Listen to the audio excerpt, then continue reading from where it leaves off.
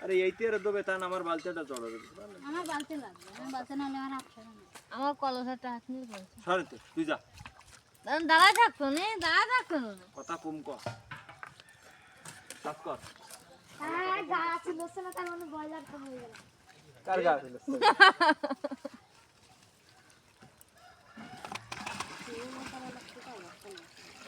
এই জন্য আকে মা এই জলের দ্বারা আসেন আমি এই দিছি না এইটা জলে জলে ফুটে দেয়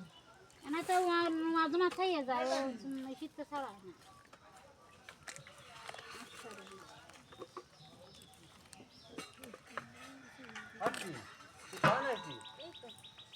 হ্যাঁ আজকে কি বটি নিয়ে চলে আসে